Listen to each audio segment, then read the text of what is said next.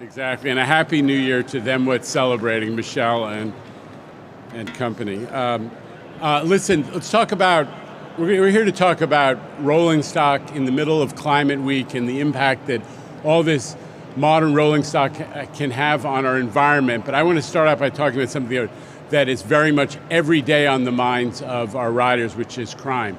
Last week, we had a 66% reduction in crime compared to the equivalent week in 2024.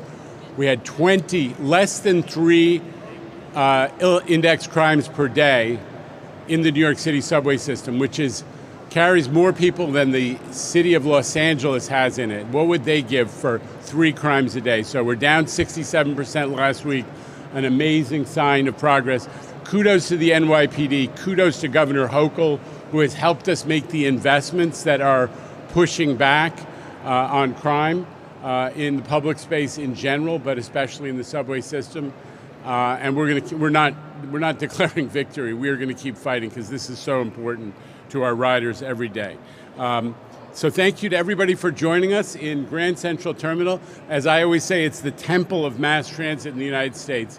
It's what walking through here is just an ennobling experience every day, so it's a treat to be here. I'm Jano Lieber, MTA Chair and CEO.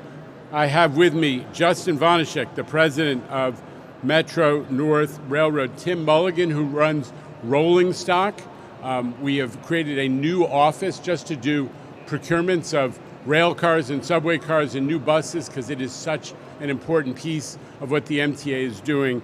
Dana Levenberg is the assembly member from the Hudson Valley that's going to benefit so much from the investments that we are making, not just in rolling stock, but in everything Metro North. But I also want to welcome Tobias Bauer, who's the president of rolling stock at Siemens, which is the international multi-billion-dollar company that's produced these rail cars and has been a partner in so many things.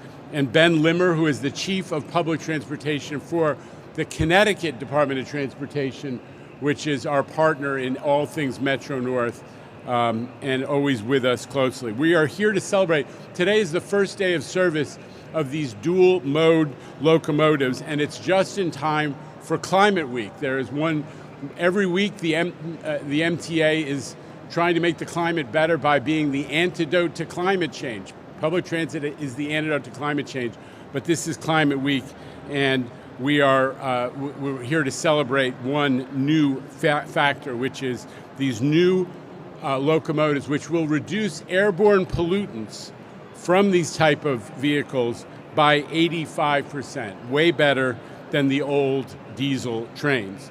The new models can operate under electric power, all 102 miles of the amazing Metro North system that are equipped with third rail.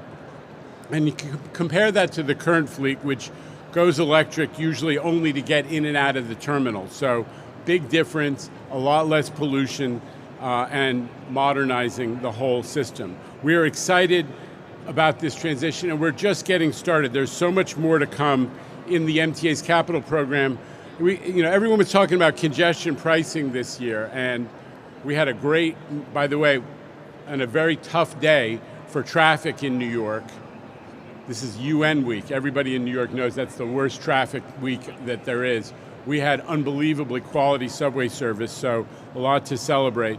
But the MTA capital plan, which slipped by in the budget, people barely noticed, is the largest capital program in the history of the MTA, and it includes $11 billion for new modern subway cars and commuter rail cars and buses. Really an opportunity to change the passenger experience and improve our environmental impact. These new cars aren't just about looking good, they also are going to increase reliability. The old cars that were running on the subways and also on commuter rail are starting to break down more frequently, and that means delays for passengers. New cars mean a more reliable system, although it is hard to beat Metro North's current 98% on-time performance. You can't beat that, Justin, so just keep going with these new cars. Maybe we'll get to 100. So let me turn it over to Justin to explain a little more about these new technological advances. Justin. Thank you, Jano.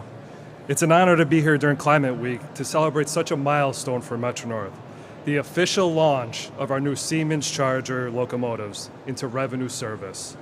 Beginning today, these 4,200 horsepower state-of-the-art locomotives will begin operating across our territory, ushering in a new era of reliability, performance, and environmental responsibility. These new Charger locomotives are built to the cleanest environmental standards in the country. They're more powerful than our older locomotives, but they also cut emissions, as Jano said, by nearly 85%. That means cleaner air for our communities and a greener, more dependable way to travel. They also bring major operational improvements. Unlike our older P32 locomotives that only operate electric in the terminal, these will be able to operate throughout the entire system of 102 miles on the third rail without ever switching over. For customers, that means greater reliability, fewer disruptions, and cleaner air for the region. The Chargers are just the first step toward a cleaner, greener, and more efficient future for public transit. And we're not stopping there. Over the next 5 years, the MTA will invest $11 billion for additional new rolling stock across the MTA network. I'd like to thank Governor Hochul for her leadership on these historic funding levels, as well as our legislative partners for their support. I am grateful that we had a partner in Siemens who delivered on time, on budget, and American-made. I also want to thank MTA leadership and the dedicated team at Metro-North, led by Joseph Reynolds, for making this possible. Together, we are building a stronger, more sustainable railroad that provides our stakeholders with the level of public transportation they want and need. But finally, I'd like to recognize someone who played a vital role in making today possible, Lou Holmes. Lou led the development of the Charger specifications and later served as project director for the procurement. Unfortunately, Lou passed away last year at the age of 49, but his expertise, dedication, and passion left a lasting impact. We are honored to have his family with us here today, and in Lou's honor, we placed a plaque inside the 301 as a reminder of extraordinary contributions and the legacy he leaves behind.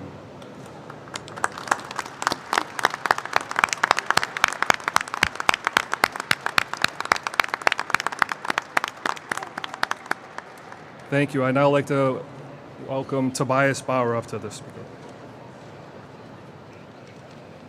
Good morning. Thank you, Chair Lieber.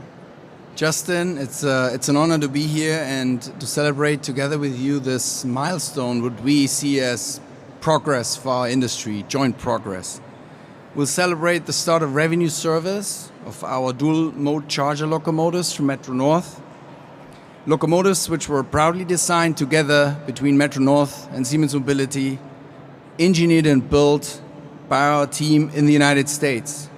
Mentioning that our headquarters for the United States is located right here in Manhattan in Penn Station. Our teams work across the country and our locomotive team is based in Sacramento. To us, these locomotives aren't just modern machines. They're a sign of what can be made possible if we work together between technology firms, the public sector, owner-operators, with sustainability in mind. They're built to seamlessly transition between diesel electric and third rail electric power, enabling uninterrupted travel across both electrified and non-electrified routes, including direct access to the Grand Central Terminal where we're standing today. What's the impact? The impact is cleaner and quieter journeys for our passengers, for thousands of New Yorkers every day.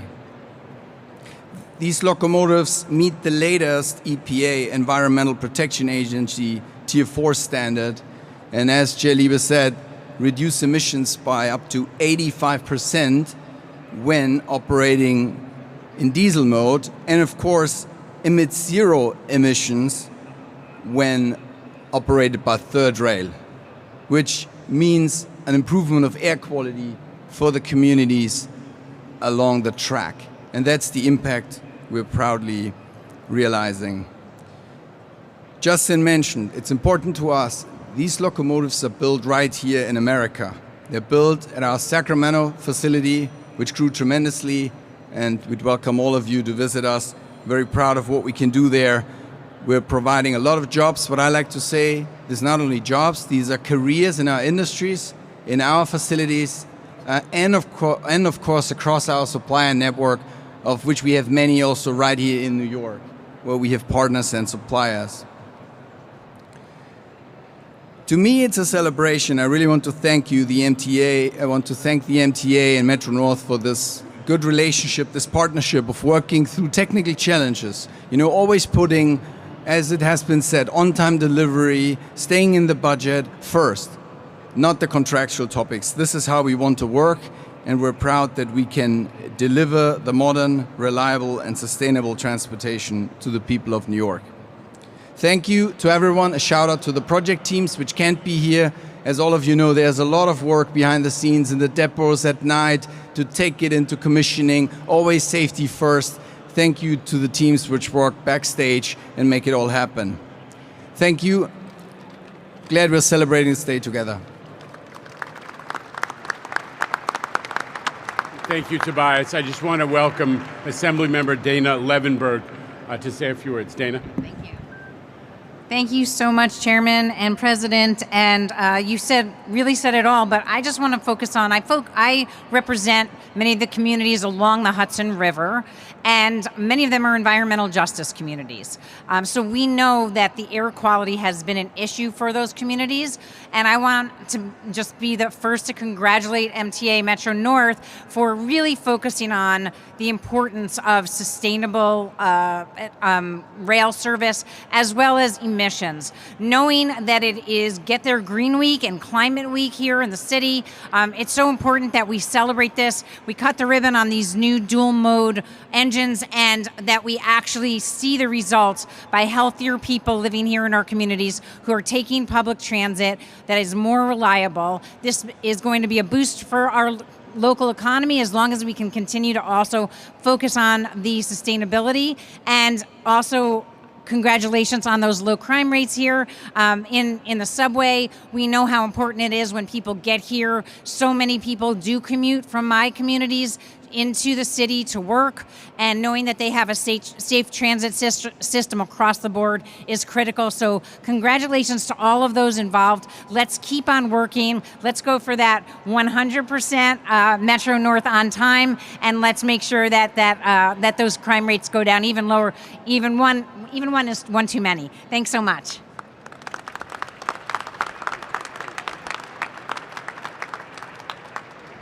All right, we may have some questions. You know, the subway on-time performance today was into the 90s this morning? 90s this morning. I think I mentioned that at the outset. Yeah, well, just While reiterating. You were over at Zaros, yeah.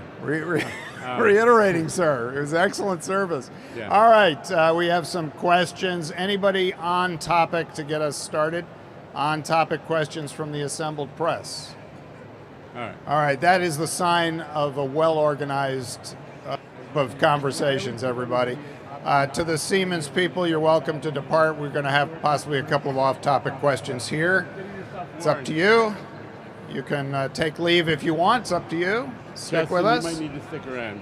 Okay. All right. Go ahead. Here we go. We'll start my elected officials are supporting me through the drama of the off-topics. Yes. Wonderful. You never know. We'll start the questioning today with Michelle Caskey of Bloomberg News. Michelle. Hey, Jano, there's been some reporting about federal funds, so even funds that have already been approved, big question mark over whether they're actually going to get through the door of the US DOT to different transit systems, including the MTA. What are you guys doing to prepare for this? Where are you most vulnerable in terms of which projects are most vulnerable of getting these federal dollars? Well, there's a couple of points of good news, which is that we have received all of our formula money, which is in I think excess of $1 billion for this year. So the big piece has been flowing, and the president did put in his budget, which they're still working on in Washington, money for the Second Avenue subway. So those are two big things that I think are responsive to your question. There are a few grants that are sitting there that we are trying to get resolution on, it's too early to say exactly what the resolution is going to be, but we are very focused on it. We have folks in Washington working with all the different parts of USDOT to make sure that that they get the attention that they deserve. What about FEMA money that you've been waiting on, FEMA reimbursement? I don't have enough. Where does that stand? That one is still, there is a couple $100 million which is still sitting there, dating back to COVID relief. This is literally money we spent to keep the subways and the commuter rail system clean during COVID relief. We're all very concerned about transmittal in that during the pandemic, and that was eligible. Those cleaning efforts, those sanitization efforts were eligible for reimbursement, and we are still waiting to get that money from FEMA. Continuing the questioning now with Samantha Liebman. She joins us representing New York 1. Sam. Just a question about the social media video from Metro North, a man being arrested because of some Karen that called the police on him. I'm also just wondering, if you can respond, but I'm also just wondering if MTA police are getting enough de-escalation training, because it seems like the temperature could have been taken down before he had to be arrested. I understand that second guessing is part of what you do for a living and the press does for a living, but here's the bottom line is, I haven't seen the video. I don't know anything about allegedly who quote unquote ratted him out. That's irrelevant.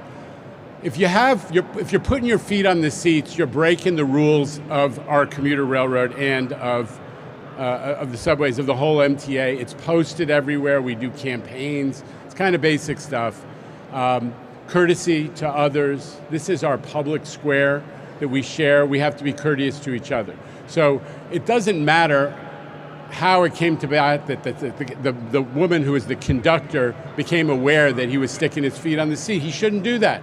So that's the bottom line. And I haven't seen the video, but the bottom line is he shouldn't have delayed the train by arguing with everybody for a long time.